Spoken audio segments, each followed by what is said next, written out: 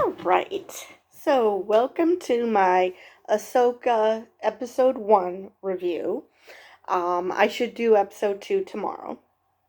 That is my plan. Hopefully it'll happen that way. But anyway, if you're new to my channel, I do episode reviews of mostly Marvel and Star Wars TV shows. I generally don't do movie reviews. And I do occasionally do TV news.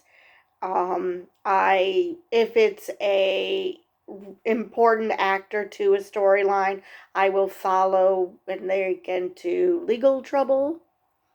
I'm currently doing that with Jonathan Majors. But anyway, on to the review. So it starts off with, here, so you can see top of my head. So it starts off with an opening scroll. The scrolls are back. I don't know if they're going to do it for every episode, but the scrolls are back. And unlike the original trilogy scrolls, this is up down as opposed to fading away. So, at least for me, it's easier to read. Maybe it's also the red font, but it's just easier for me to read. Anyway, so it sets up what is happening now. Morgan Elsbeth has been arrested by Ahsoka, and Ahsoka is now looking for a star map that Morgan Elsbeth was looking for to bring Thrawn back. And by extension, Ezra. So it starts off on a transport. And it's a prison transport. They're taking Morgan Elsbeth to, now I don't know if it's just to prison or to trial. That I do not remember. So, they get hailed. And it turns out it's an old Jedi hailing ID. And, now the captain calls bullshit. He does not for 1 minute believe that this is an actual, Jedi. Because there's no reason for there to be Jedi. I just assumed it was because there are very few Jedi, period, but it's just that there's no reason for a Jedi to be out there.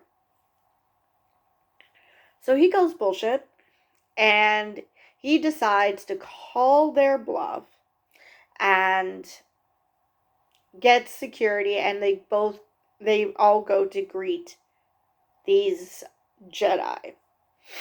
So the two Jedi come out, and they trade some niceties, and then the captain very rudely accuses them of lying. I'm like, there could be better ways to approach this. I'm not the most diplomatic person in the world, but not the best, because if you're wrong and they are, first off, if you're wrong and they're Jedi, then, you're probably going to get out of there still alive, but maybe in a bit of pain. But if they're not Jedi and they are Dark Force users, yeah, what ends up happening, you could foresee happening. So he accuses them of lying about being Jedi. So everybody gets ready to fire on these two people. And we'll easily take them all down because the Force. And one of the Jedi tells the captain, "You are right about one thing, we are not Jedi." And then proceeds to run him through with a lightsaber, which we've already learned from Obi-Wan Kenobi that doesn't equal death. I'm not sure how you can manage to survive that, but somehow it's a thing. Maybe that's just for Jedi, but it's not necessarily that they are going to be dead. So, Baylan Skoll goes to um, release Morgan Elsbeth while Shin Hati goes to the bridge to take out the bridge crew. And so there was another nice hallway fight. We had Darth Vader do it, we had Luke Skywalker do it, and now Baylan Skoll gets his moment. So he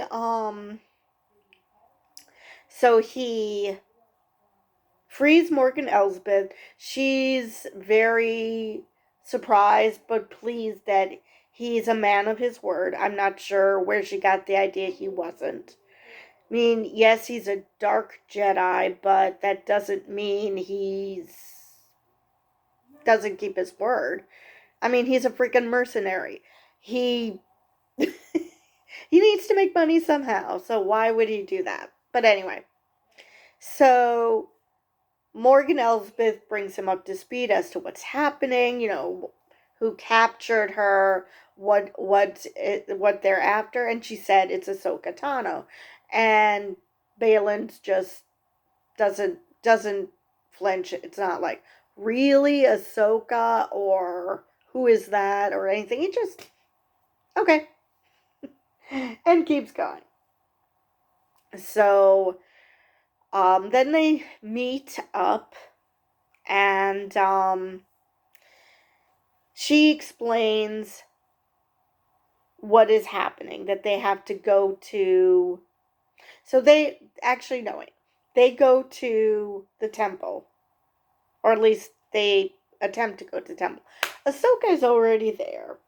She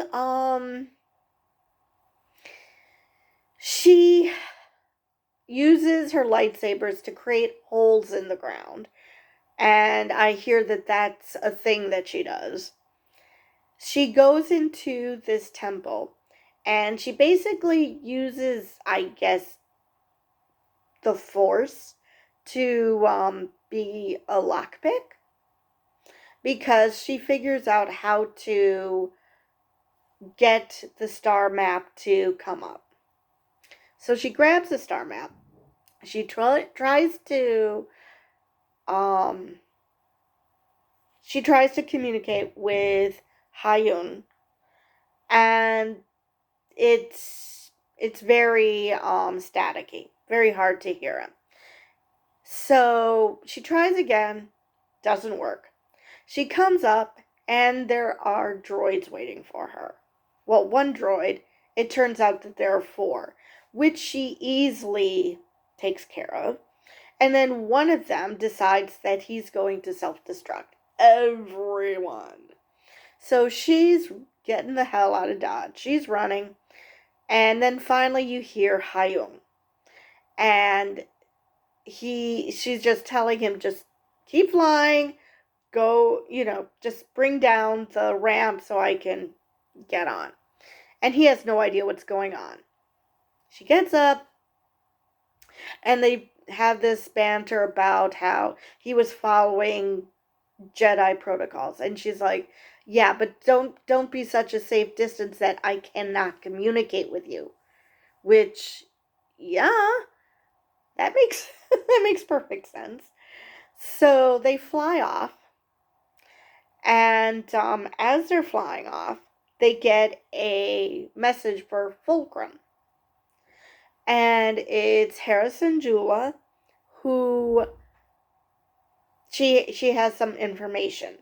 They go to the ship and find out about the attack.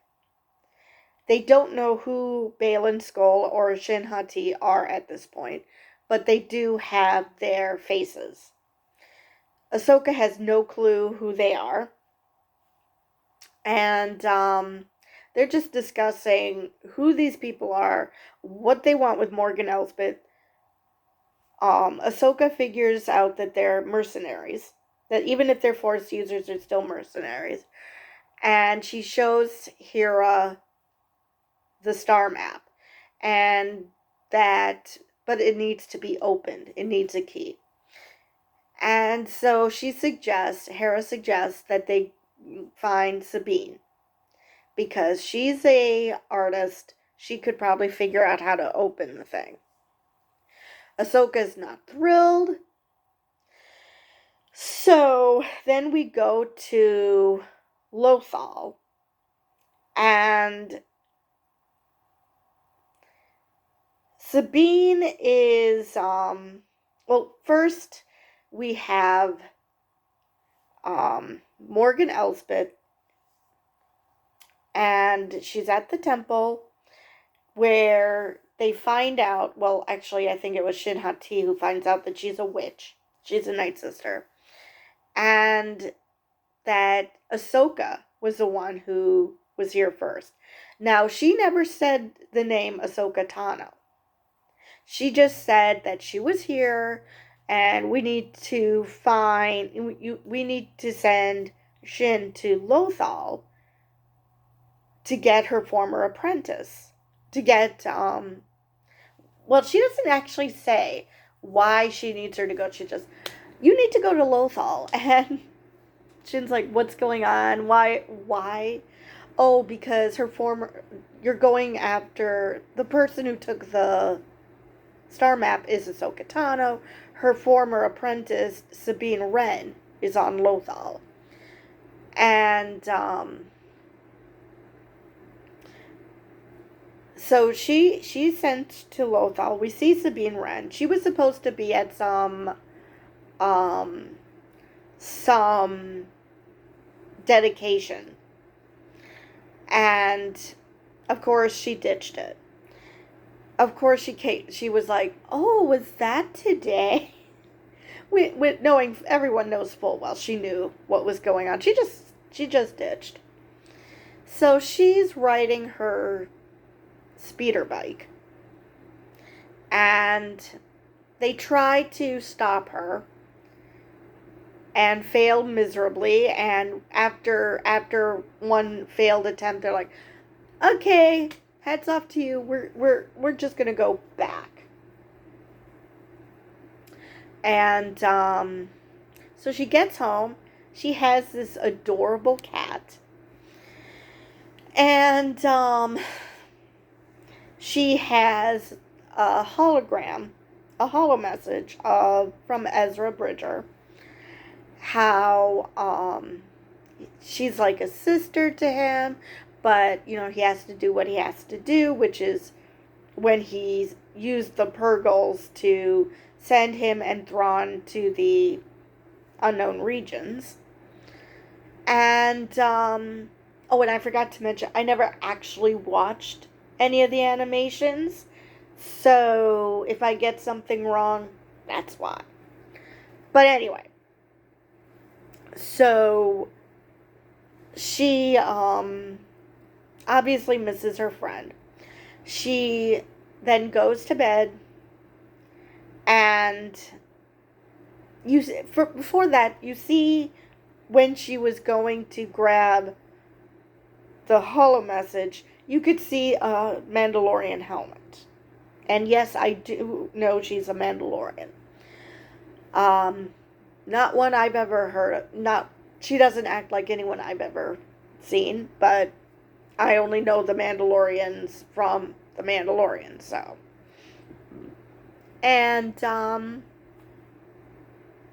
so then she feeds the cat, does her thing, and goes to bed. We see her looking like she's having nightmares of Ezra. Now, obviously, she couldn't have... Well, maybe she did see him and the Purgles, taking off with them. I guess that's possible. But like I said, she had a nightmare. She wakes up and she looks around. So it must have been a very realistic nightmare. I've heard one person suggest that she was having force visions, but so she gets up to go about her day, and then we move to then she's being summoned by the governor. And she gets there and she says the same thing. Oh, was that yesterday? So yeah, that was a bit annoying. That I don't think that needed to be done twice, but whatever. So she sees Ahsoka. The governor assures her you want to hear what she has to say. And, because he was like, everybody was at the dedication. Not everybody, meaning Ezra. So she talks to Ahsoka. Ahsoka shows her star map and says, I think I know a way how to bring Ezra home.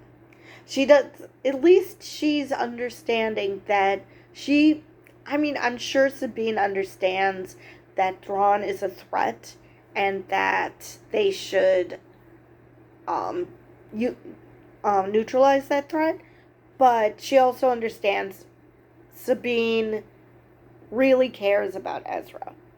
And so she led with that. She led with the fact that we could be able to find Ezra. Oh yeah, and Thrawn. So they go into her ship, and we see Sabine's bunk, where she made doodles. And Ahsoka gives her the star map and asks her to help open it. And so Sabine wants to go somewhere where she can think. And Ahsoka is not thrilled with the idea because, danger. She's not an idiot. She knows that Morgan Elsbeth will be sending someone to get it, even though because she knows at this point that she's free and these two mercenaries who are force users also are with her. So Hyung interrupts and says he has an update. So Ahsoka goes begrudgingly. She wanted to still talk with Sabine, but she begrudgingly goes, and Hyung tells her that one of the lightsabers he does not recognize, the other one belonged to Baylan Skoll, who disappeared, and he survived Order 66. Okay, fine. So at least now Ahsoka has a name. And obviously the other one is the apprentice. So obviously he wouldn't have anything in his database about her lightsaber because he had no part in her creating it. So she goes back out to tell Sabine the news, that things have changed, that there's something you should know, and of course she's gone. Because that was obvious that she was going to abscond with star map. Now, obviously, she isn't doing anything wrong. She just went to where she's staying and using that to try to figure out what the star map is and how to get it. She figures it out, and we see a galaxy. And so she's slowly figuring things out. She takes it outside where it seems to be super foggy. And she's thrilled that she opened it, that she figured it out, until one of the droids comes and two droids come. One attacks her. She's like, yeah, I'm not going to let you kill me. So she's good with the martial arts until she's being held by another another droid who's just hoisting her up in the air, so she really has nothing to grab onto, nothing to push her off so she could get away from him. He steals the star map, which Sabine opened. I'm pretty sure that that's what Shin was waiting for. Shin sent this globe, I don't know what you call it, this orb, to keep an eye on Sabine. So probably she was aware, maybe at some point that she was told, or she followed Sabine to Ahsoka and saw that Ahsoka wanted her to open the star map. So Shin probably got that information and decided, yeah, let's wait for her to open the star map before we take it from her. Because, work smarter, not harder.